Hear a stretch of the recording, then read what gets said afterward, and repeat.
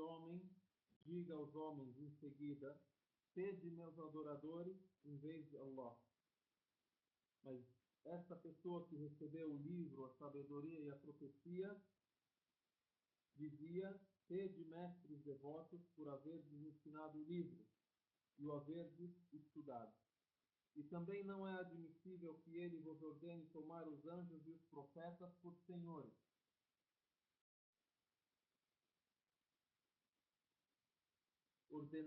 Ordenar-vos-ia a renegação da fé após vos haverdes tornado muçulmanos?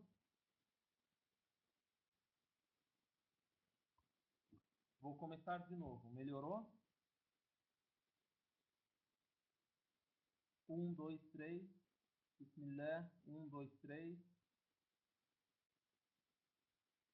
Alô? 1, 2, 3.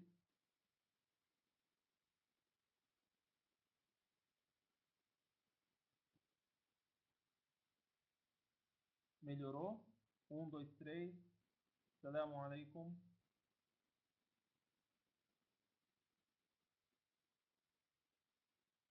Um minuto só.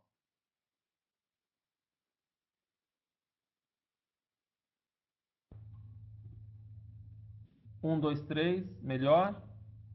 Alô? Melhorou? 1, 2, 3. Alô?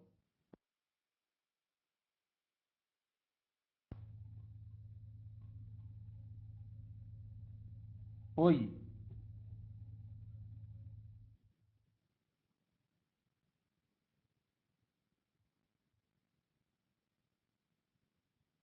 Alô? Melhor? Ok. Vou começar de novo. Me ajuda aqui a diminuir. Como é que diminui mesmo a letra?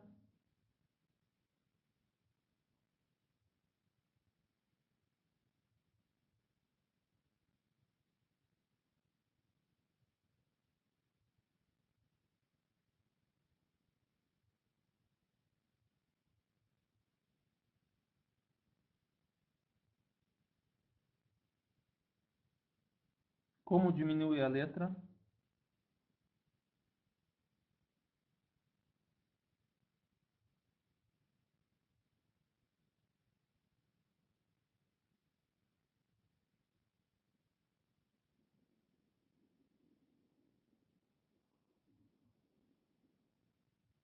Ah, entendi.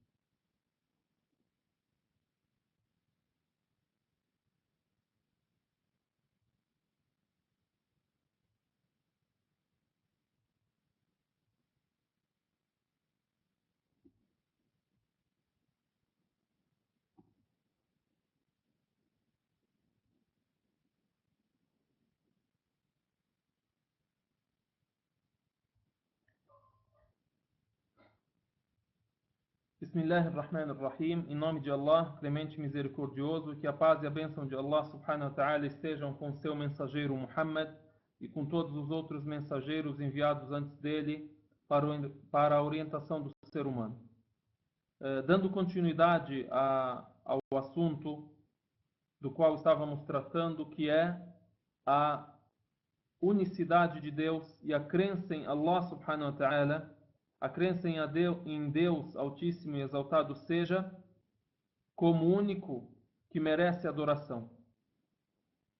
Para dar início à aula de hoje, vamos ler esse versículo, o qual tem a tradução aproximada da seguinte forma: Nunca Deus concedeu a um homem o livro, a lei e a profecia, para que posteriormente ele dissesse aos homens: sejais devotos a mim em vez de Deus. Porém, para dizer: sejais devotos a Deus,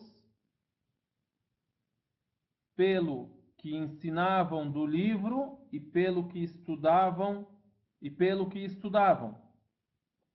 Porém, para dizer: sejais devotos a Deus pelo que ensinavam do livro e pelo que estudavam, e não vos ordenou que tomassem os anjos e profetas deuses em vez de Deus. Lhes ordenaria Deus a incredulidade após serdes muçulmanos? Na língua árabe e na língua original da revelação lemos: ما كان لبشر أن يؤتيه الله الكتاب والحكم والنبوة ثم يقول للناس كونوا عبادا لي من دون الله ولكن كونوا ربانيين بما كنتم تعلمون الكتاب وبما كنتم تدرسون ولا يأمركم أن تتخذوا الملائكة والنبيين أربابا أيأمركم بالكفر بعد إذ أنتم مسلمون. Na aula anterior, dávamos continuidade então ao assunto da crença em Deus, Altíssimo seja. E tínhamos dividido a crença em Allah subhanahu wa ta'ala em 4 assuntos. Dessa forma, o primeiro assunto, a crença na existência de Allah subhanahu wa ta'ala, a crença em Allah como único Senhor, a crença em Allah como único a ser adorado. E o quarto assunto, a crença em seus nomes e atributos. E então, estamos hoje a continuar esse terceiro assunto, que é a crença em Deus como o único a ser adorado, ou seja, a unicidade de Allah subhanahu wa ta'ala na adoração. E de início lemos esse versículo então, onde Allah subhanahu wa ta'ala demonstra que jamais poderia um profeta ou um sábio ordenar a alguém que adorasse qualquer ídolo, qualquer estátua, qualquer divindade, além de Allah subhanahu wa ta'ala. A gente pode dividir a continuação desse assunto, que é o terceiro ponto da crença em Allah subhanahu wa ta'ala, a crença em Deus como único a ser adorado. No dia de hoje vamos dividir em 2 ou 3 subtítulos, dependendo do tempo. Vamos iniciar pelo seguinte subtítulo: o puro monoteísmo é a base em todas as mensagens celestiais. Havíamos comentado que todo profeta, todo mensageiro enviado por Deus, foi enviado tão somente para lembrar e ordenar e orientar as pessoas à adoração a Deus Altíssimo seja, o único. Não foram enviados os mensageiros para lembrar as pessoas que Deus criou, nem que Deus tem o controle sobre todas as coisas, nem que Deus é poderoso. As pessoas já têm, como citamos anteriormente, isso no coração naturalmente. O que acontece é que adoram divindades além de Deus. Então, o puro monoteísmo, adorar somente a Deus, é a base em todas as mensagens celestiais. Vejamos esse outro versículo, onde Deus Altíssimo seja cita um exemplo da idolatria existente antigamente, que é a época de Noé, que a paz de Deus esteja com ele. Allah subhanahu wa ta'ala diz: وَقَالُوا لَا تَذَرُنَّ وَدًّا وَلَا سُوَاعًا وَلَا يَغُوثَ وَيَعُوقَ وَنَسْرًا. E disseram: não abandonem vossos ídolos, não abandonem Wad, nem Suá', nem Yahuz, nem Ya'uq e nem Nasr. Não abandonem vossos ídolos, não abandonem Wad, nem Suá', nem Yahuz, nem Ya'uq, nem Nasr. Essa palavra foi dirigida ao povo de Noé, que a paz de Deus esteja com ele, quando Noé os convidou ao monoteísmo. Noé, que a paz de Deus esteja com ele, é o primeiro grande mensageiro enviado à humanidade. Foi enviado ao seu povo, os aconselhou, por quê? Porque eles estavam em idolatria, estavam a adorar ídolos.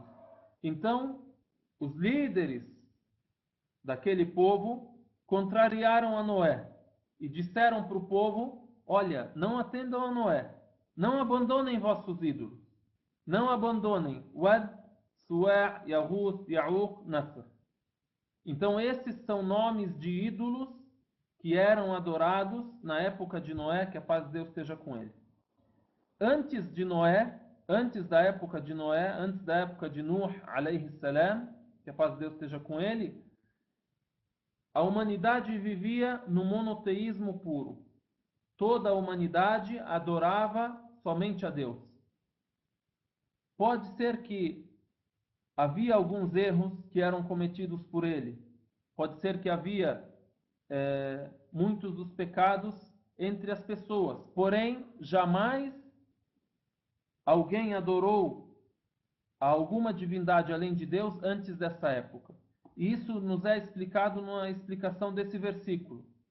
Ou seja, esse versículo está em Surat Nuh, numa surata chamada Sura de Noé. Os sábios explicaram alguns desses versículos. Então, quando chegaram nesse versículo, citaram um relato de Ibn Abbas. Ibn Abbas, radiyallahu anhuma, é primo do profeta Muhammad, sallallahu alaihi wasallam, e é tido como um dos maiores intérpretes do Alcorão na época do profeta, que a paz de Deus esteja com ele. O profeta, que a paz de Deus esteja com ele, fez uma prece para ele, disse: Allahumma allimhu ta'wil. Dentre as preces que ele fez para ele, disse: ó Allah, ensine-o a interpretação do Alcorão. O que Ibn Abbas diz sobre esse versículo? Diz o seguinte. Eu vou colar o que foi traduzido sobre o dizer de Ibn Abbas, radiyallahu anhu. Ele disse: os ídolos adorados pelo povo de Noé foram transferidos até os árabes posteriormente. Ou seja, o povo de Noé não era o povo árabe, mas futuramente eles foram transferidos para os árabes. Aí, Wad era ídolo de uma tribo chamada Kalb. E essa tribo vivia em Dawmat al-Jandal. Suwa' era ídolo de uma tribo chamada Hudayl. Yaghus era ídolo de uma tribo chamada Murad. E posteriormente também foi adorado por outra tribo chamada Bani Ghatif. E o povo de Saba também adorou esse ídolo. Então ele cita em detalhes sobre esses ídolos que foram transferidos para os árabes. Ya'uq era adorado por Hamadan. Nasr em Hamyar, da família de Zilki'a. Então, aí depois ele explica, é aqui que queremos chegar. São nomes de tribos que adoravam esses ídolos e que adotaram esses ídolos posteriormente, muito depois da época de Noé, que a paz de Deus esteja com ele. O que ele disse depois? São nomes de homens virtuosos, ou seja, homens íntegros, do povo de Noé, que a paz de Deus esteja com ele. Quando esses homens, ou seja, homens monoteístas, muçulmanos, adoradores a Deus, íntegros, virtuosos, na linguagem de hoje, homens santos. Quando eles morreram, o Satanás sussurrou aos seus povos para que erguessem imagens deles nos locais em que sentavam. E essa primeira ideia dada pelo Shaitan servia para quê? Disse para eles: olha, só para lembrá-los, eles são homens íntegros, então vocês erguendo imagens a eles, o que vai acontecer? Vocês irão lembrar deles, e aí lembrando deles, vocês vão seguir os passos deles, vão fazer as boas ações que eles faziam. Então, esse era o primeiro passo no qual o Satanás envolveu esse povo. Então, ergam imagens para eles e denominem-nas com seus nomes. Ergue a imagem, denomina ele essa imagem com o nome dessa pessoa. Então fizeram, porém não eram adoradas. Essas estátuas, essas imagens não eram adoradas até que esta geração morreu. Ou seja, a primeira geração tinha conhecimento e sabia que o monoteísmo é a verdade. Sabiam que só Deus, só Allah subhanahu wa ta'ala, o Criador, merece adoração. Essa geração morreu, terminou. E o conhecimento se ausentou entre as gerações posteriores, então essas imagens foram adoradas depois nas gerações posteriores. Aqui a gente entende então o porquê da proibição das imagens, o porquê da proibição das estátuas, mesmo que não sejam adoradas. Então, esse foi a primeira ocorrência, essa foi a primeira ocorrência de idolatria na terra. Quando ocorreu isso, Allah subhanahu wa ta'ala enviou Nuh alayhi salam.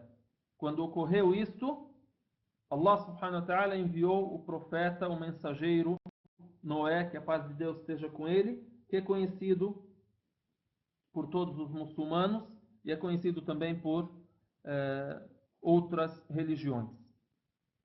Então assim ocorreu a primeira idolatria na terra. Aí Deus enviou esse grande mensageiro. Então, voltamos para aquilo que a gente citou no início. Qual que é o subtítulo que eu citei? Que o puro monoteísmo, adorar somente a Deus, é a base em todas as mensagens celestiais. Aí o ser humano, uma comunidade, um povo, ou pode ser o mundo inteiro, se desvia do puro monoteísmo, Deus Altíssimo seja enviava um mensageiro. Aí voltamos àquele versículo que a gente leu no início.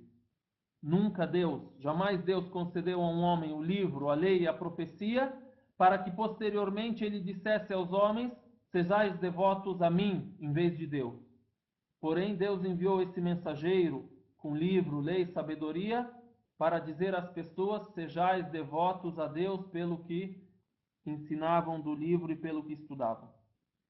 Isso faz menção ao profeta Jesus, ao mensageiro de Deus, Jesus, que a paz de Deus esteja com ele.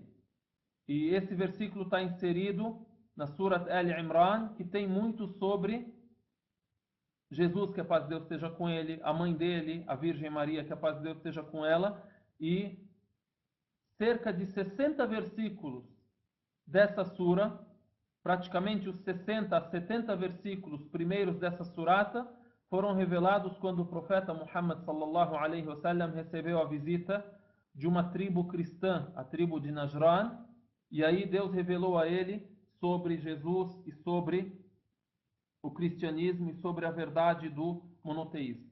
Então, que fique claro então essa diretriz. A gente coloca isso como uma diretriz básica na nossa crença. O puro monoteísmo, a adoração única a Deus Altíssimo seja, é a base em todas as mensagens celestiais.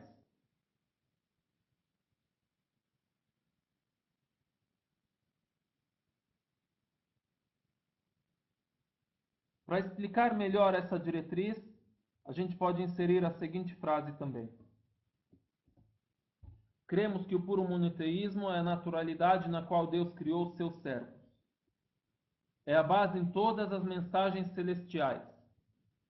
Então, a gente pode resumir aqui.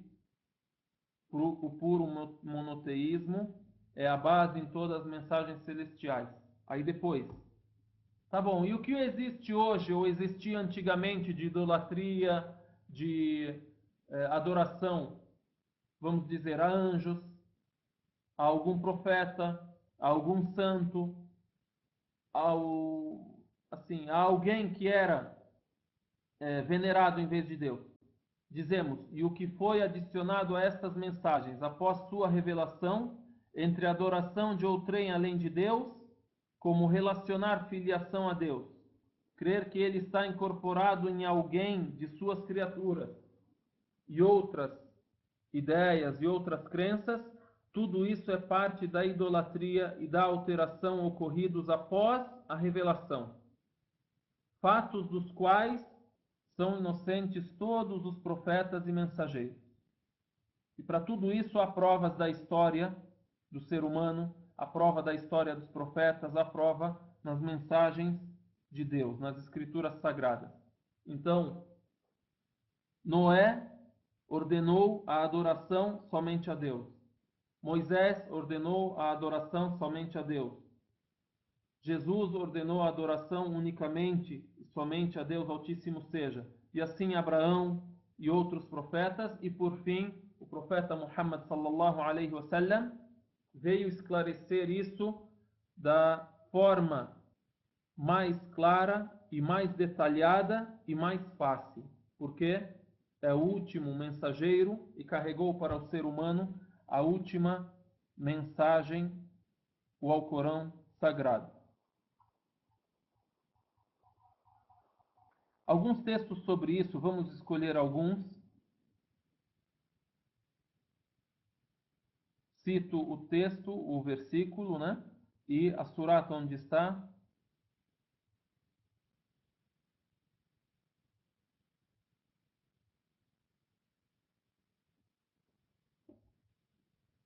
E não enviamos mensageiro algum antes de ti, sem que e não enviamos mensageiro algum antes de ti, sem que lhe tenhamos revelado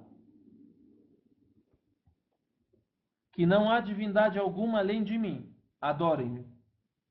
Em árabe, وَمَا أَرْسَلْنَا مِنْ قَبْلِكَ مِنْ رَسُولٍ إِلَّا نُوحِي إِلَيْهِ أَنَّهُ لَا إِلَهَ إِلَّا أَنَا فَاعْبُدُونِ.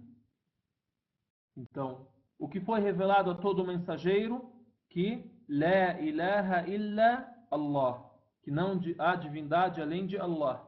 Aqui, Deus Altíssimo seja, está falando sobre si mesmo. Então, ele diz: revelei a todos que não há divindade alguma além de mim.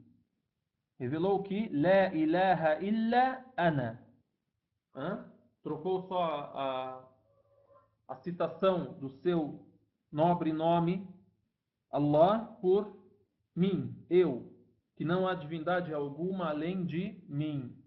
Então, e aí? Se não tem divindade alguma além de Deus, o que acontece? A ordem: adorem-me. Pois então, adorem somente a Deus.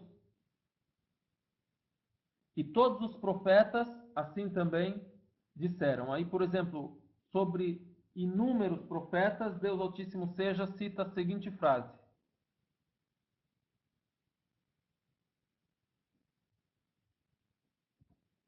e lembre o irmão de Ad. O irmão de Ad quem é? É o profeta Hud. O que ele disse?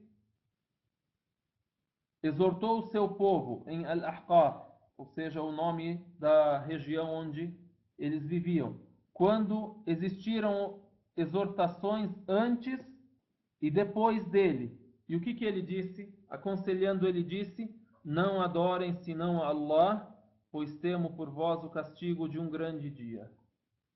Então, esse profeta disse isso, e outros profetas também o disseram, e Deus Altíssimo seja, repetiu isso muitas vezes no Alcorão. Em todas as histórias de todos os profetas reveladas e citadas no Alcorão Sagrado, Deus Altíssimo seja, citou isso. Citou então o monoteísmo que os profetas citaram aos seus povos. E assim por diante, outros vários versículos, podemos escolher alguns deles. Vamos citar somente mais um, que é um hadith do profeta, que a paz de Deus esteja com ele, não um versículo.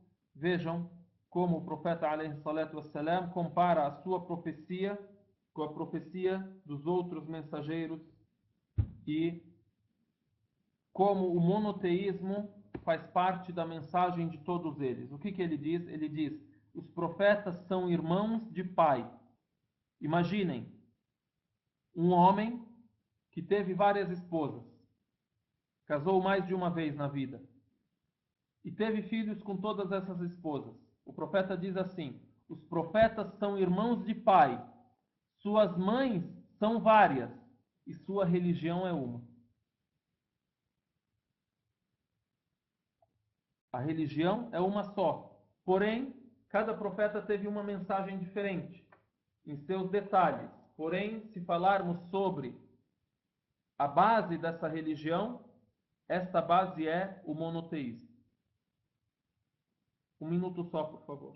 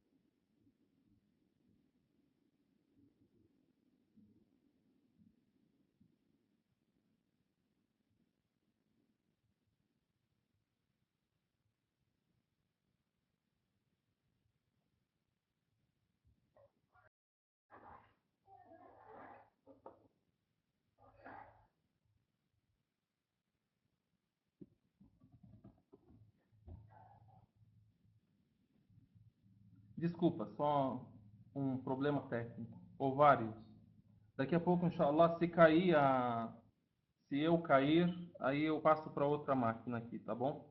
Então, continuando, o segundo ponto, o segundo subtítulo do qual devemos falar quando falamos sobre o assunto do monoteísmo e do fato de que só Deus merece adoração, citamos então essa primeira diretriz e esse primeiro subtítulo. O puro monoteísmo, ou seja, adorar somente a Deus, é a base em todas as mensagens celestiais. Agora, um outro ponto muito importante é que essa fé, a fé do monoteísmo, ela é a principal condição para a validade de tudo aquilo que a gente faz em adoração a Deus Altíssimo seja. Então, a crença é a base de tudo. A crença é a base de tudo o que a pessoa pode fazer de ações. É importante que a pessoa faça crendo que isso é algo que Deus Altíssimo seja ordenou e que o faça conforme aquilo que foi ordenado. Então, a fé monoteísta é a principal condição para a validade e a aceitação dos rituais de adoração. Muitas pessoas hoje perguntam: mas tem tanta gente que faz o bem, mesmo sendo idólatra, mesmo sendo politeísta, mesmo não sendo monoteísta, mesmo não sendo muçulmano. Nós somos responsáveis em seguir a religião conforme aquilo que a gente tem de orientação de Deus. Deus Altíssimo seja disse isso. Aquele que é politeísta, a sua obra não é aceita. Mas isso é injustiça. Isso é a pura justiça de Deus Altíssimo seja. E assim, ele julga as pessoas. E com certeza Deus Altíssimo seja dará a cada um aquilo que ele merece. Jamais nós podemos citar ou lembrar ou passar pela nossa cabeça que Deus é injusto. Então, lendo aquilo que temos no Alcorão Sagrado ou na palavra do profeta Muhammad sallallahu alaihi wasallam, temos essa diretriz bem clara. A fé monoteísta é a principal condição para a validade da nossa adoração dirigida a Deus. Então, a fé monoteísta é a principal, é a primeira condição para a validade da adoração dirigida a Deus. Relatando isso mais e detalhando, o monoteísmo e a fé é uma condição básica para a validade e aceitação das adorações. E a idolatria e a incredulidade invalidam todas as benfeitorias. Ou seja, a pessoa não crê e faz o bem, ela não fez por crença. Ela fez por um outro motivo. Então é da sapiência de Deus e é da sabedoria de Allah subhanahu wa ta'ala e é da justiça de Allah subhanahu wa ta'ala que ele recompense essa pessoa conforme aquilo que tem na sua intenção.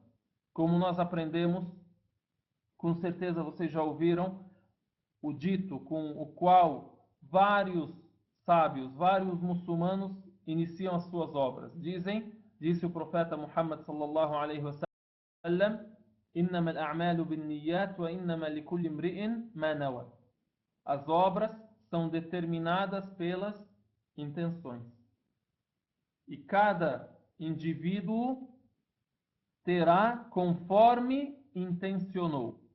Innamal a'malu binniyat. As obras são determinadas pelas intenções. Pode ser que uma obra que é muito simples tenha um valor enorme perante Deus Altíssimo seja. Por quê? Por causa da boa intenção que essa pessoa que fez essa benfeitoria tinha. E pode ser que uma grande obra, uma obra que aos olhos das pessoas é incomparável, é enorme, porém perante Deus ela nada vale. Por quê? Por causa da intenção.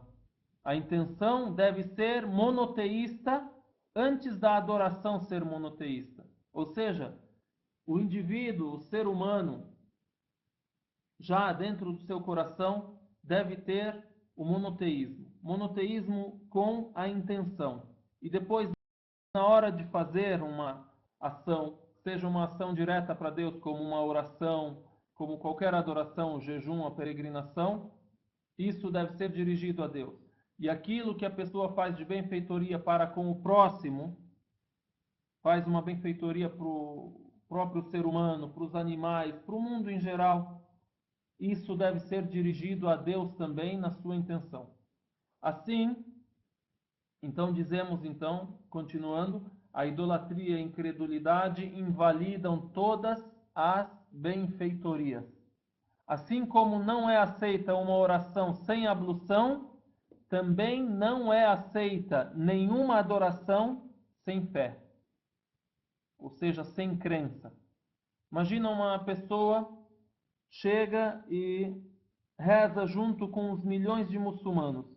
Como eles rezam? Porém, ele não crê que essa oração é estabelecida, é decretada dessa maneira exatamente por Deus Altíssimo seja. Então, que valor tem isso? Não tem valor nenhum. Daqui a pouco vai cair a minha conexão, eu vou para outra máquina. Então a gente continua. Textos sobre isso. Da onde você tira essa diretriz? A nossa fonte é a palavra de Allah subhanahu wa ta'ala, a palavra do mensageiro de Allah sallallahu alaihi wasallam. A nossa fonte é o Alcorão, a palavra de Deus, al-Hadith, a palavra do profeta Muhammad sallallahu alaihi wasallam e a vida dele. Então, cremos que a crença monoteísta é a principal condição para validar uma adoração, uma boa ação. Da onde tiramos isso? Então, tiramos isso do Alcorão Sagrado. Um versículo, por exemplo, sobre isso. E aí voltamos e repetimos que estamos no terceiro ponto, que é essencial a pessoa.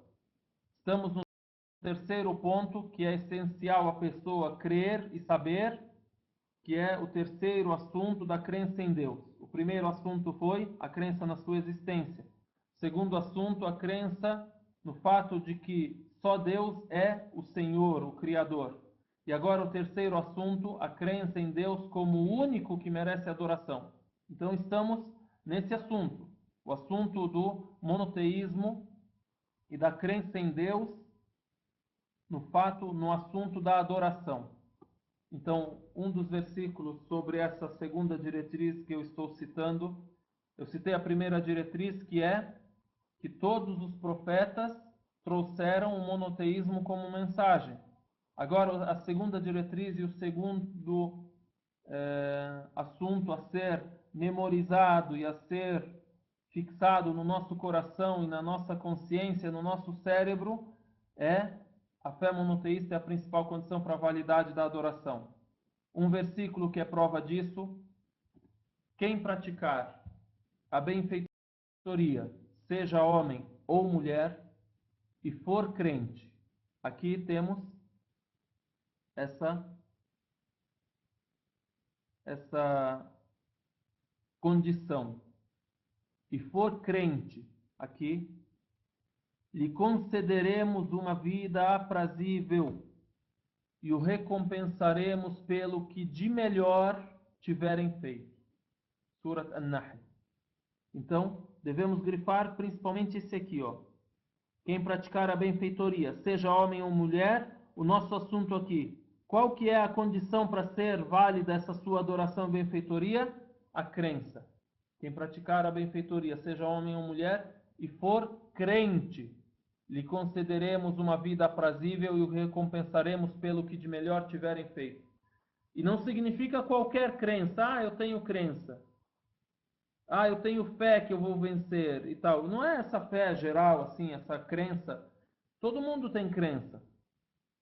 Tem gente que crê que Deus não existe. Tem gente que crê no diabo. Tem gente que crê em várias coisas. Então, a crença aqui é o quê? a crença verdadeira, a crença monoteísta, a crença em Deus único, único, tá? Outro versículo, por exemplo,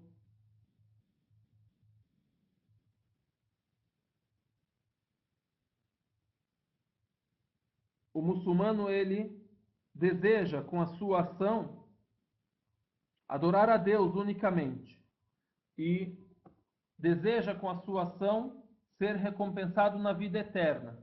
Então, o que lemos em outro versículo? E quem aspirar à vida eterna e trabalhar para obtê-la, sendo crente, de novo aqui, grifamos aqui, sendo crente, estes terão seu trabalho retribuído. Estes terão seu trabalho retribuído. Outro. Vamos procurar outro.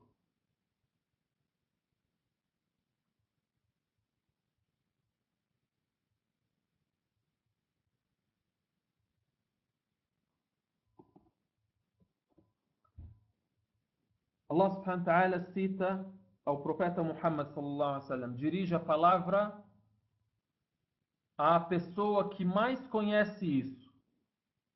Imagina então para nós seres humanos comuns. Olha, reflitam. E já te foi revelado, ou seja, Muhammad, vou pôr aqui, Muhammad, tira o E, Muhammad, já te foi revelado, assim como a seus antecessores, os outros profetas que te antecederam, se idolatrar, se tomar ídolos no lugar de Deus, será invalidada, desmerecida sua obra e serás contado entre os perdedores. Pois então o que faz? Adore a Deus e seja dos agradecidos. Adore a Deus e seja dos agradecidos. وَلَقَدْ أُوحِيَ إِلَيْكَ وَإِلَى الَّذِينَ مِنْ قَبْلِكَ لَئِنْ أَشْرَكْتَ لَيَحْبَطَنَّ عَمَلُكَ وَلَتَكُونَنَّ مِنَ الْخَاسِرِينَ بَلِ اللَّهَ فَاعْبُدْ وَكُنْ مِنَ الشَّاكِرِينَ. بَلِ اللَّهَ فَاعْبُدْ, pois adore somente a Allah, وَكُنْ مِنَ الشَّاكِرِينَ, e seja dos agradecedores. E assim por diante, vários outros textos que têm esse mesmo sentido, esse mesmo significado. O último desses versículos que a gente cita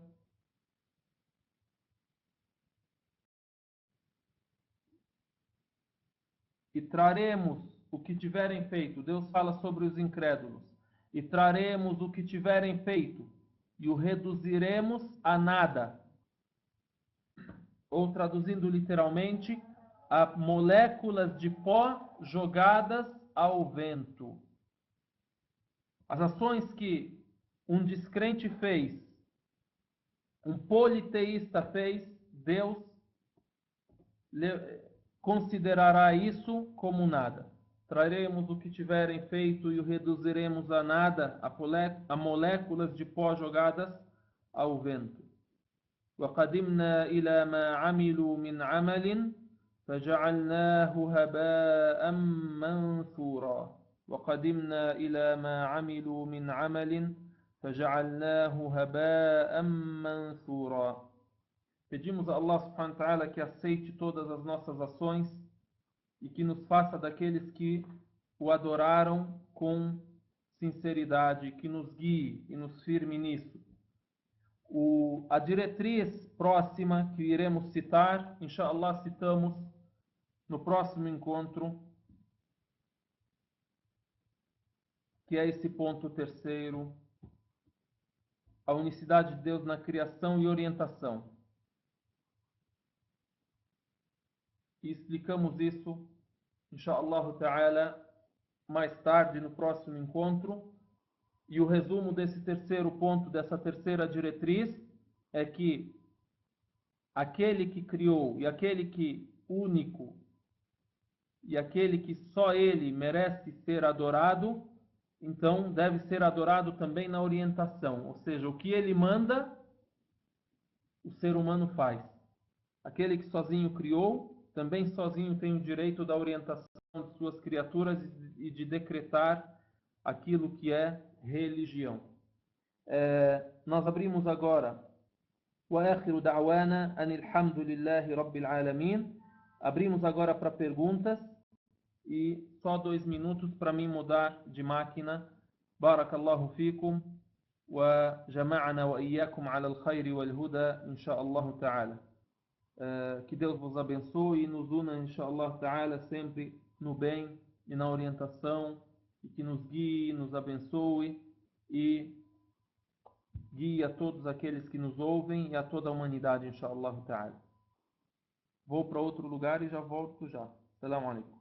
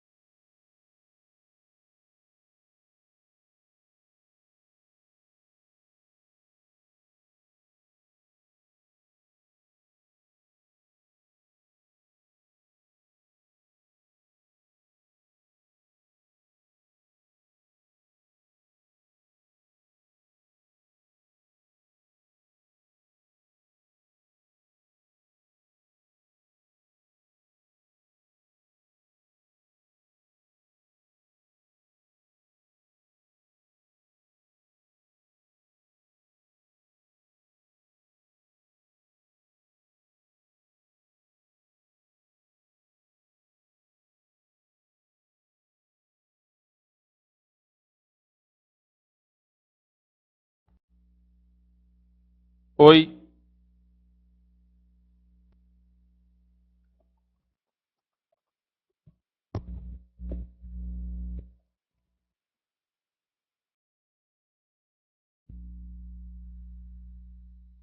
Oi.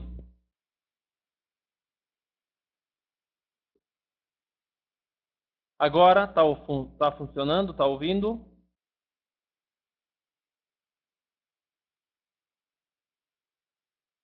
Oi. Alhamdulillah. Ah,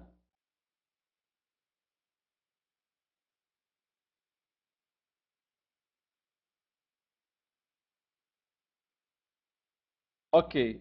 Tem alguma coisa? Alguma pergunta? ولقد أوحي إليك وإلى الذين من قبلك لئن أشركت ليحبطن عملك ولتكونن من الخاسرين بل الله فاعبد وكن من الشاكرين. Ok. Então quer dizer que nenhuma caridade ou benfeitoria por não crente em um único Deus não é considerada por Allah? A benfeitoria ou caridade feita por quem não crê em Deus único é considerada por Allah como uma benfeitoria, mas não é recompensada conforme aquilo que Deus recompensa a um crente. Por exemplo, uma pessoa que faz uma caridade, Deus Altíssimo seja, lhe recompensa dessa vida, lhe retribui por aquilo que ele faz aqui.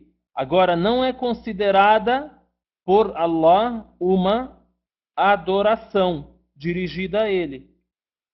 Não é considerada no dia do juízo e no ponto de crença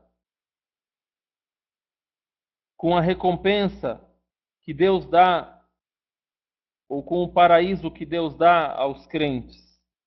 É isso que queremos dizer. Então, Deus Altíssimo seja, pode recompensar, retribuir essa pessoa nessa vida. Porém, não é considerada uma adoração válida. Por isso a gente disse na frase lá, a fé monoteísta é a principal condição para a validade e aceitação dos rituais de adoração. Então não é uma adoração válida. Então Deus não recompensa essa adoração com o paraíso, com a vida eterna, porque foi inválida. Agora, nessa vida, por essa caridade, essa pessoa é recompensada. Pode ser que Deus desvie o mal que essa pessoa poderia ser atingida por um mal. Pode ser que Deus Altíssimo seja desvie um mal com o qual essa pessoa seria atingida. Coloca uma benfeitoria na vida dessa pessoa, multiplica a sua riqueza, lhe dá estabilidade na vida, lhe dá tranquilidade, conforto e assim por diante.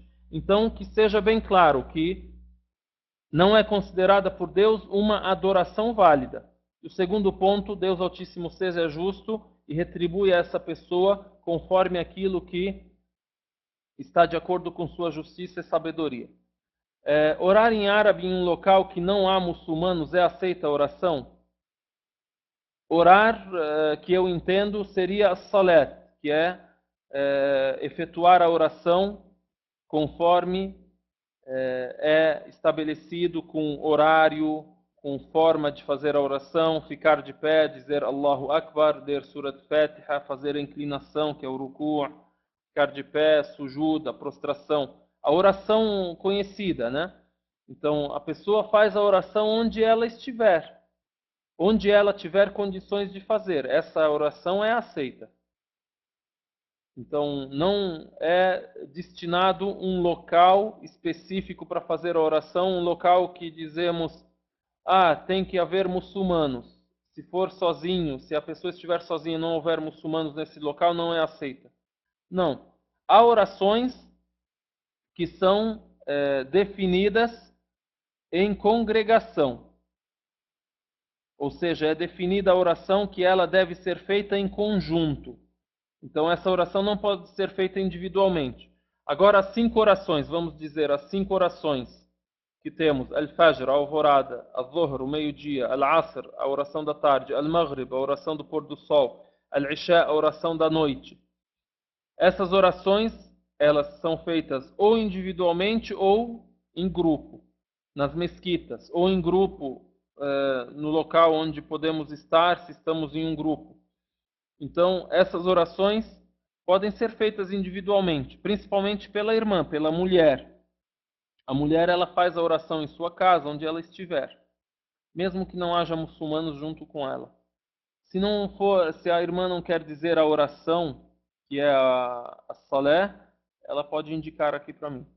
Estou recente e sempre esqueço as horas da oração, porque estou no trabalho. Eu estou em pecado? Minhas orações é quase sempre para pedir perdão pelo esquecimento. A pessoa ela deve sempre lembrar da importância da oração e dos horários. Allah subhanahu wa ta'ala diz assim: Inna as-salata kanat 'ala al-mu'minina kitaban mawquta. As orações são para os crentes determinadas em horário específico. Então é bom a pessoa lembrar disso e cumpri-las conforme esse horário.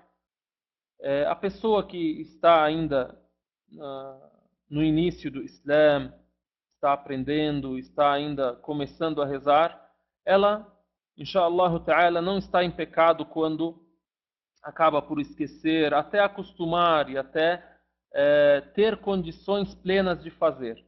Mas isso não significa que, não, jamais eu estarei em pecado porque não tem problema eu esquecer. Não. A pessoa, ela só é penalizada ou só é responsabilizada, vamos dizer melhor. A pessoa só é responsabilizada por aquilo que ela deixa de fazer e tinha condições de fazer. Então a pessoa ainda em sua inicialização na religião, ainda não tem plenas condições. Então Deus Altíssimo seja com certeza, inshallah ta'ala, se Deus quiser, leva isso em consideração. Aí a pessoa vai evoluindo, evoluindo, evoluindo, já chega num nível que não deve mais esquecer. Já faz parte da sua rotina, já tem plenas condições para cumprir tais orações, né? E a gente deve lembrar que o profeta sallallahu alaihi wasallam disse assim: Inna Allah rafa'a an ummati al-khata'u wal-nisyan wa mastukrihu alayh. 3 pontos o profeta citou. Disse assim: Deus, Altíssimo seja, isentou a minha nação de 3 coisas: do erro. O erro que ele quer dizer, aquilo que a pessoa erra sem intenção. O que é erro? É quando a pessoa faz errado sem saber. Cuidado para não pensar que é o erro, tipo, não tem problema pecar. Então, Deus isentou a minha nação do erro e do esquecimento. Eu tive um deslize e errei em algo. Mas a pessoa, quando erra, ela não sabe que está errando. Entendem bem a diferença entre o erro e entre aquilo que eu faço errado por intenção. Até se alguém pode me ajudar a encontrar outro termo aqui. Então, eu estou isento quando erro, ou seja, não sei que eu estou fazendo errado. Estou isento quando esqueço. E estou isento também quando sou induzido. Então a minha nação Allah isentou a minha nação do erro, do esquecimento e daquilo ao qual foram induzidos. Ou seja, foram obrigados a fazer. Então a pessoa ainda olha, esquece. Então enquanto esquece, a pessoa é isenta. Imaginem uma pessoa na oração. Ela esqueceu de fazer algo na oração que é um pilar na oração, ou seja, nunca deve ser abandonado. Se a pessoa deixa de fazer isso na oração, a oração é inválida. Porém, ela esqueceu, ela não sabe. Enquanto ela está no esquecimento, a oração está válida, porque ela é isenta, ela não sabe. Agora, por exemplo, passaram 2 horas, aí eu lembrei. Agora eu sou isento, devo repor aquela oração. Porque lembrou, não é mais isento. Imaginem, por exemplo, uma pessoa, sabem que a ablução é uma condição para ser válida a oração. A pessoa fez a oração sem ablução, sem wudu. Aí não lembrou, fez a oração com o povo, tá lá, tudo bem. Aí de repente chega, por exemplo, 2 horas depois da oração, essa pessoa ela vai ao banheiro. Antes de entrar no banheiro, ela lembra, ué, mas escuta, eu não fiz a ablução antes de fazer a oração anterior. Aí ela lembrou. A partir do momento que ela lembrou, automaticamente a oração que ela fez foi inválida. Ela deve repor. Por quê? Porque antes estava isenta, porque esqueceu, não é responsabilizada. Agora não é mais isenta. Tá? Então é isso que a gente diz. A pessoa está no começo ainda, ela deve entrar na rotina aos poucos e não deve carregar em suas costas assim aquele pensamento de que, olha, eu estou com um erro muito grave, eu estou esquecendo tal, aos poucos. Então a pessoa quando chega num nível em que já está na rotina e já está acostumado, aí sim é responsável e não é mais isento. Tá, onde estamos, estou recente, sempre esqueço. Depois, Allah teve vários profetas. Queria saber por que só Jesus é idolatrado como Deus. A gente pode dizer que isso aconteceu na história, mas tem algumas respostas que são aparentes mesmo. Olha, porque Jesus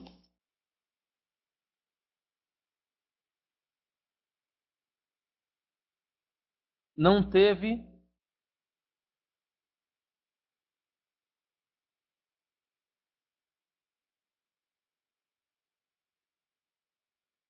a princípio devemos dizer o seguinte, assim como Jesus foi mal entendido por milhares e milhões de pessoas, outros profetas também foram mal entendidos por algumas pessoas ou por milhares e milhões. Porém, os outros profetas não foram adorados assim como Jesus foi adorado. Então, por que Jesus foi mal entendido e acabou por ser adorado em vez de Deus? Porque Jesus não tinha pai. Aí inseriram na crença, no que diz respeito a Jesus, que se ele não tem pai, quem é o pai dele? Deus é o pai.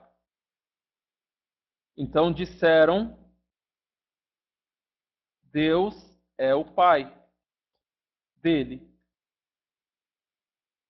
E aí, a princípio, pai, na tradução da língua que Jesus falava, era simplesmente dizer Senhor.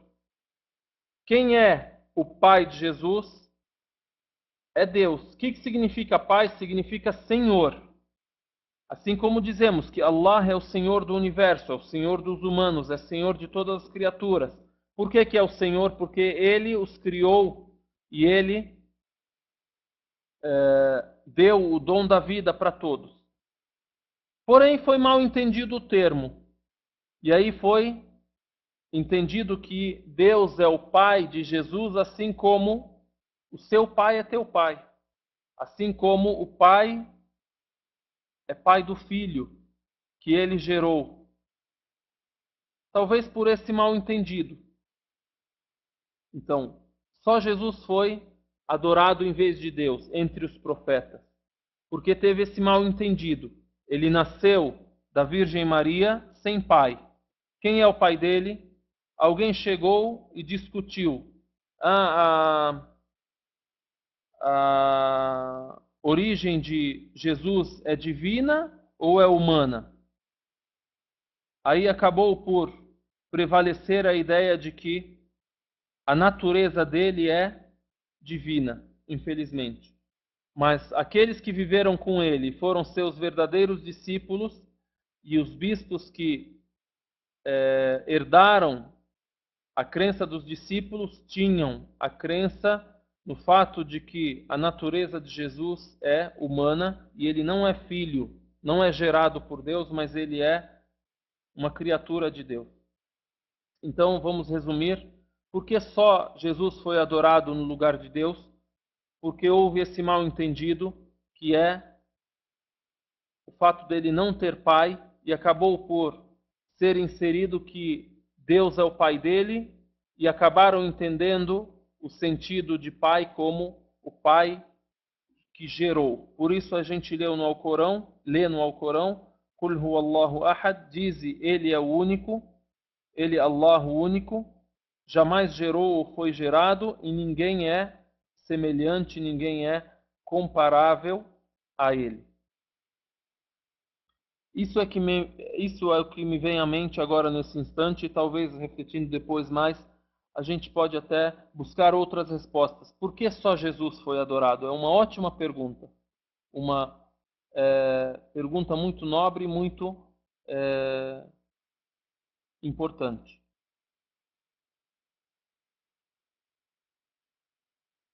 Durante o período menstrual, posso oferecer oração? O que significa oferecer oração?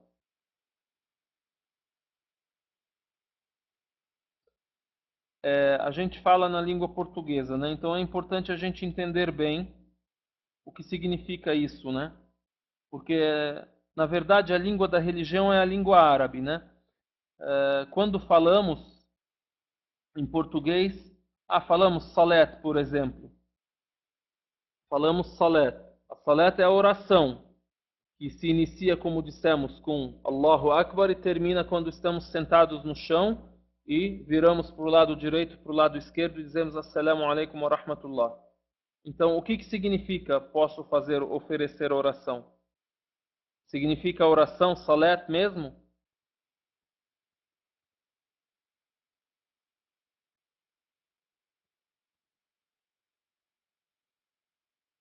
Então, rezar. Então, a mulher, quando está no período menstrual, ela é isenta da oração.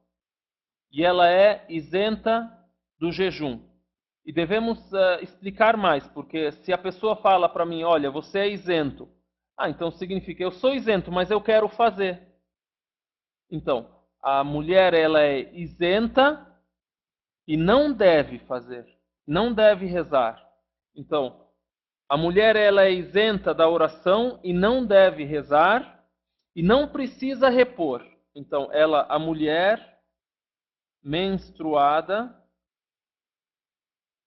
é isenta da oração, ou seja, não estará incorrendo em erro quando não reza porque está menstruada e não deve rezar e também não precisa repor.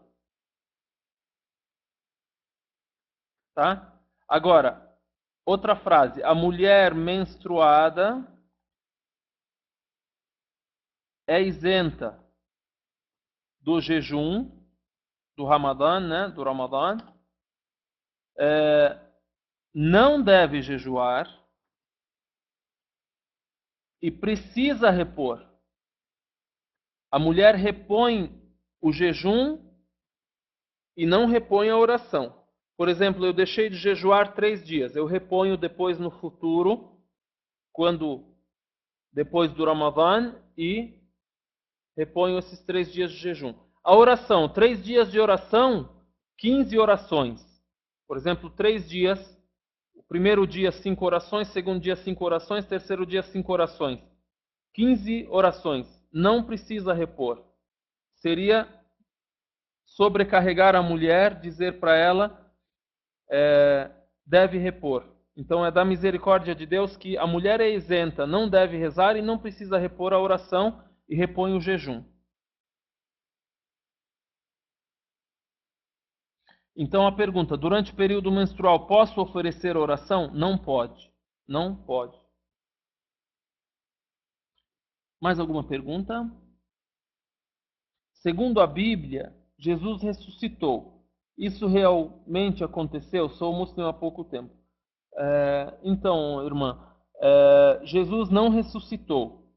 Então, cremos que essa parte da ressurreição de Jesus é parte daquilo que foi adicionado e não é da parte original da Escritura Sagrada, do Evangelho revelado a Jesus. Então, a Bíblia cita isso. Nós devemos nos ater àquilo que é citado na última mensagem, que é o Alcorão. Então, Jesus ele foi elevado aos céus e não foi crucificado. Ou seja, a princípio ele já não morreu. Então, o muçulmano crê que Jesus, a paz de Deus esteja com ele, não morreu. Por isso, não aconteceu ressurreição. Porque ressuscitar é viver depois da morte, voltar a viver. Então, não aconteceu ressurreição. Tá, o muçulmano crê que Jesus não morreu, por isso não aconteceu a ressurreição. Ele ainda está vivo até os nossos dias e estará vivo até perto do fim do mundo. Então ele retornará como sinal do fim dos tempos.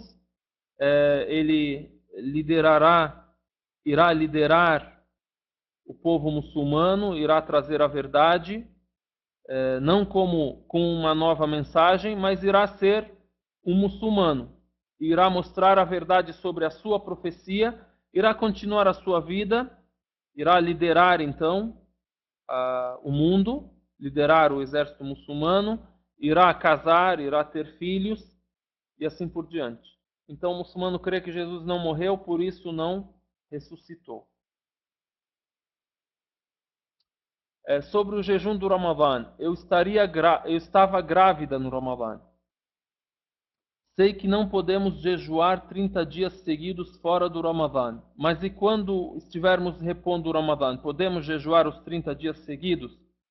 Sim, podemos jejuar os 30 dias seguidos. Então faz parte do jejum detestável que a pessoa ela jejue seguidamente. Seguidamente significa jejuar a vida inteira e não jamais assim ter um dia de descanso. Então, por exemplo, o profeta disse: o melhor jejum é o jejum de Davi, que a paz de Deus esteja com ele. O que ele fazia? Ele jejuava um dia e quebrava um dia. Jejuava um dia e quebrava o jejum num dia. Então a irmã cita: não podemos jejuar 30 dias seguidos fora do Ramadã. Então, quando é reposição, a pessoa ela tem a liberdade de escolher. Pode repor seguidamente e pode repor alternadamente.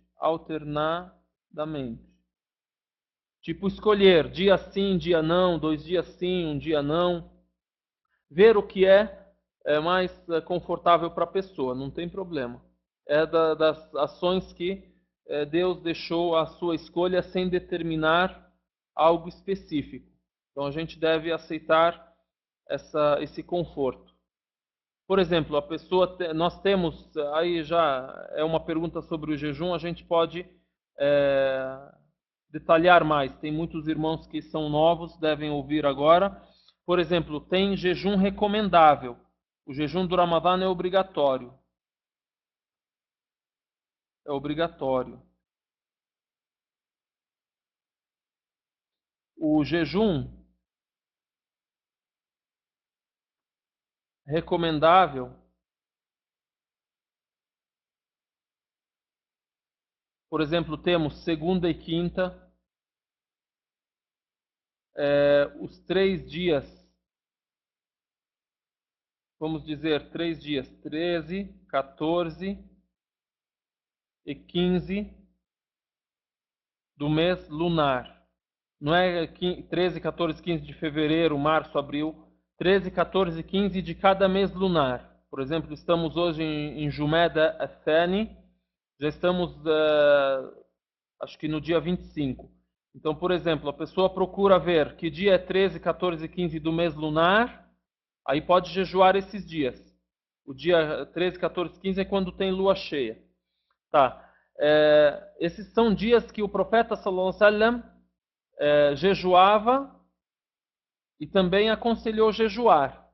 A pessoa que quiser, por exemplo, jejuar assim, além do Ramadã e ter ações que o aproximam de Deus, esses são dias recomendáveis. Então, por exemplo, a irmã não rezou não jejuou 20 dias do Ramadã. Pode escolher, por exemplo, jejuar toda segunda e quinta. Vai contando. 1, 2. Na primeira semana. Na segunda semana, 3, 4. Na terceira, 4, 5. Na quarta, 7, 8. Por exemplo, no mês ela jejuou 8 dias, alternadamente, escolhendo segundas e quintas-feiras. Pode ser também. Então, em resumo, podemos jejuar os 30 dias seguidos? Pode ser jejuado os 30 dias seguidos, se quiser, sim. Apenas é obrigatório, tem um caso em que é obrigatório jejuar seguidamente, que é quando é jejum de expiação. Há jejum de expiação, que é jejuar 2 meses seguidos. Quando a pessoa mata alguém por erro. Homicídio doloso, se não me engano, citado no direito, né? Então isso é uma regra religiosa e que é uma expiação que a pessoa deve fazer. Uma das expiações que deve fazer, que é um assunto muito grave. Ok. Mais alguma pergunta?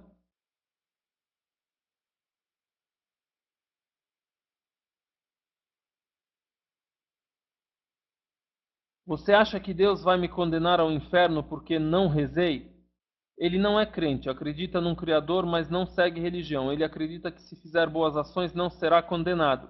Muitas pessoas pensam assim. Sim, tem razão. Muitas pessoas pensam assim. É possível que essas pessoas tenham salvação?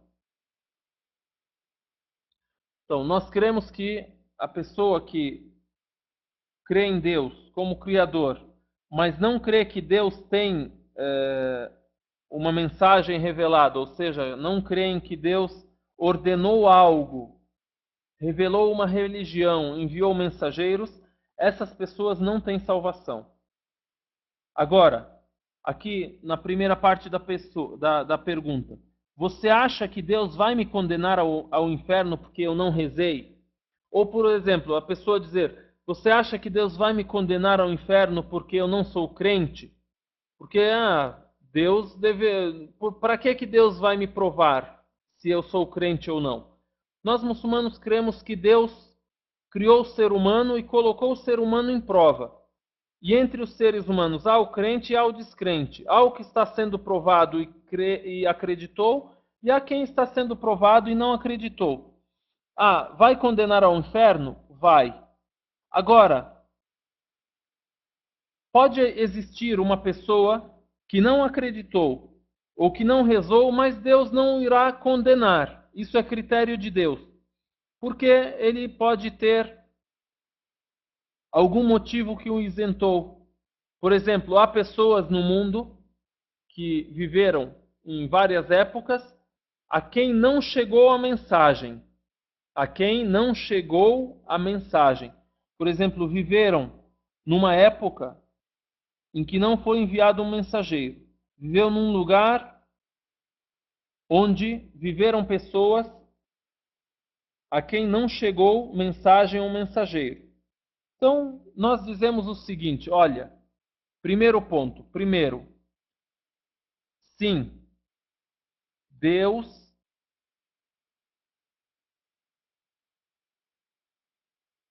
irá condenar ao inferno. 2, haverá pessoas a quem Deus pode perdoar. Por alguma razão. Agora, é educação do muçulmano não condenar uma pessoa em específico. Ou seja, eu apontar para fulano e dizer, você é incrédulo, Deus vai te condenar, você está no inferno. Eu apontar para a pessoa e dizer, você é incrédulo, você está no inferno. Então, eu digo, quem é incrédulo vai ser condenado ao inferno. Agora, a pessoa em específico, eu não posso apontar o dedo a ela e dizer, você está condenado ao inferno. Como eu sei? Eu não sei disso. Nós só apontamos, condenamos ao inferno exatamente, especificamente, quem Deus condenou. Por exemplo, nós lemos que Deus já condenou o faraó, Abu Lahab, fulano, Abu Jahl, e fulano e tal, e assim por diante. Agora, quanto às pessoas em geral, nós condenamos esses porque Deus condenou e nós cremos nisso. E nós ouvimos e lemos que Deus condenou. Agora, a pessoa em específico, qualquer pessoa que viveu antigamente ou atualmente, não condenamos. Agora nós citamos a regra geral. Quem morrer incrédulo estará condenado ao inferno. Agora o cidadão chega e fala: só porque eu sou incrédulo, você acha que Deus irá me condenar? Eu digo: olha, eu creio que Deus irá condenar quem for incrédulo. Agora eu não sei o que vai acontecer com você no futuro. Pode ser que antes de você morrer um pouquinho, você morra crente, inshallah. Meu irmão, ter quadros de imagens de cachoeira. Tem outro assunto também. Porque eu não rezei. Por exemplo, a reza. Sim, então a gente deve só citar assim, uma resposta bem resumida. Sim, Deus pode condenar. Eu devo citar, por exemplo, o meu irmão está perguntando e me desafia com isso. Diz com educação assim, olha, não, sim, Deus pode condenar quem é incrédulo. E assim ele citou. Por exemplo, quem... Nossa, eu escrevi e apaguei. Não, tá certo. E assim ele citou. Allah pode condenar quem não rezou. E assim ele citou. Tá tudo rimando hoje. Ele revelou. Tá. A outra pergunta. Quadros de imagens de cachoeira, cavalos, desenhos de arte em geral, pode ou não? Desenhos de arte em geral pode. É totalmente lícito. O que não pode é imagem ou foto de tudo que tem alma, que tem espírito. Ou seja, por exemplo, o cavalo, uma imagem, um quadro na parede assim de um cavalo, isso não é recomendável, é proibido. Agora, por exemplo, paisagens, então tudo aquilo que tem espírito, ou seja, que tem vida, Deus soprou um espírito, como os animais irracionais, os animais racionais, o ser humano e etc., tudo isso é proibido. Agora, paisagens, cachoeira, o que mais? Flores, plantas, montanhas, tudo isso pode, tudo isso é lícito e bem-vindo.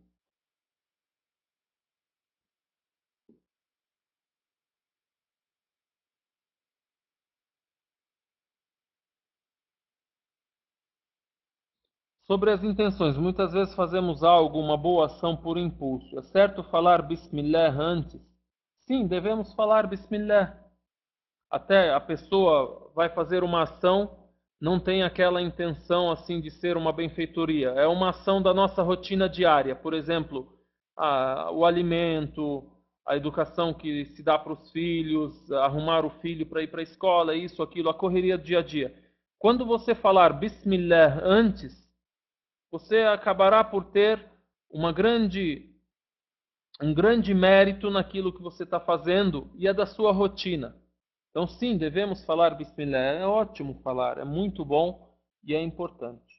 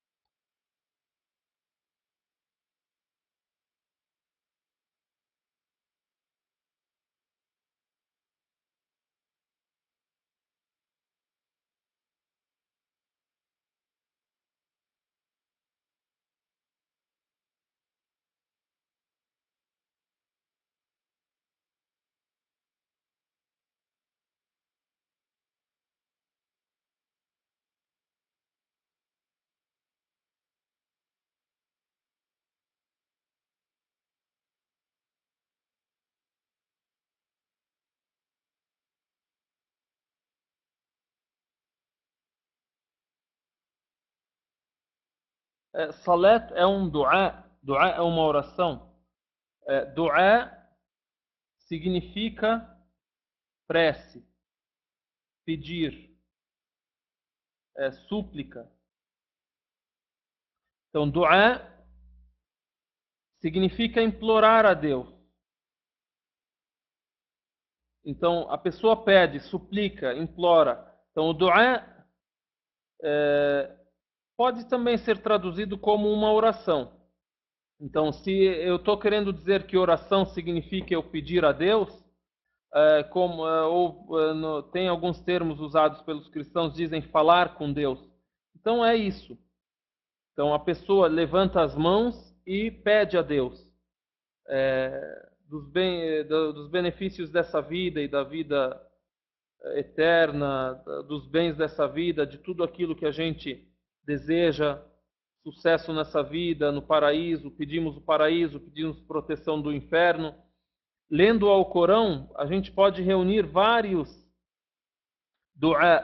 preces que são registradas por Deus no Alcorão como preces dos profetas. Ou lendo aquilo que o profeta dizia, ele fazia preces. Então, o du'a é uma prece, é pedir, suplicar, implorar.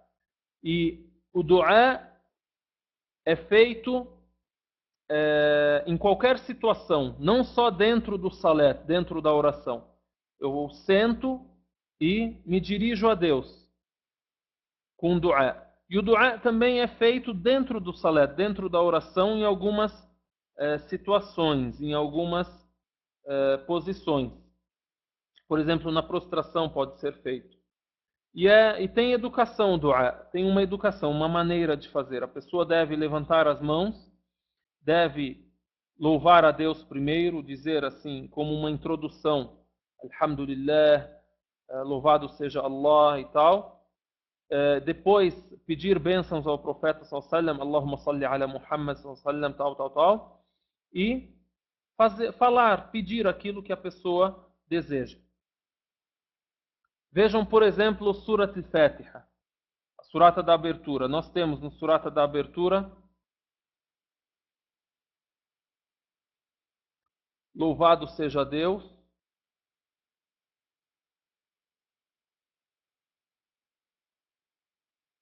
Senhor do Universo, tal, né?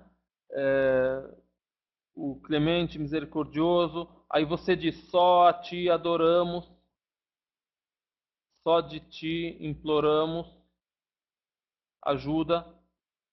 Aí depois, olha, depois de que você louvou, então é uma introdução, como uma educação da pessoa, que antes de pedir, ela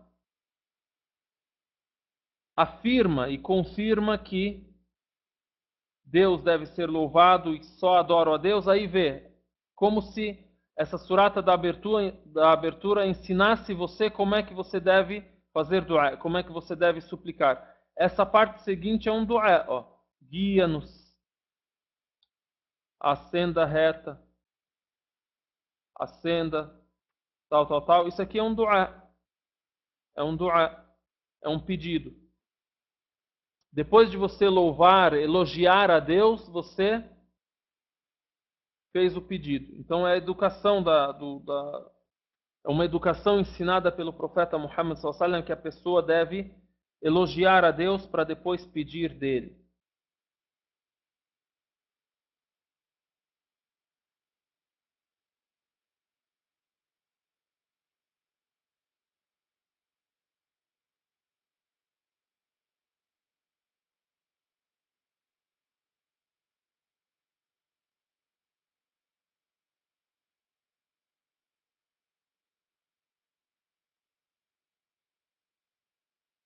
O Deus que conhecemos aqui, Allah, são os mesmos. Eu sempre alterno utilizando a palavra Allah, utilizando Deus. Na verdade, devemos sempre lembrar e falar Allah. Agora, Allah é o mesmo Deus quando com letra maiúscula. Assim eu penso, assim eu devo explicar. Se você fala Deus ou escreve Deus com letra maiúscula, Allah está certo. Ou seja, Allah significa Allah, Deus que criou. Deus, o Criador, Deus que criou o ser humano e guiou o ser humano e assim por diante. Então, o Deus que conhecemos aqui, ou seja, Deus, o Criador, e Allah são os mesmos, sim. Mas devemos saber que Allah tem uma particularidade. O nome de Deus, Allah, é particular, é singular e devemos sempre lembrá-lo com esse nome, em língua árabe, porque é o nome com o qual Allah subhanahu wa ta'ala gosta de ser chamado e lembrado. Por que é singular e particular? Porque não tem plural. E na língua portuguesa, em outras línguas, tem plural. Não tem feminino. Na língua portuguesa e em outras línguas tem feminino. Deus, deusa. Deus, deuses. Agora, Allah é o nome próprio de Deus.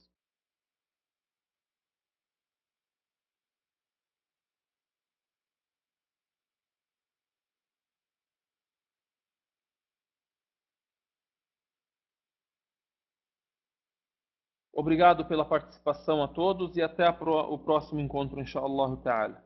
Assalamu alaikum.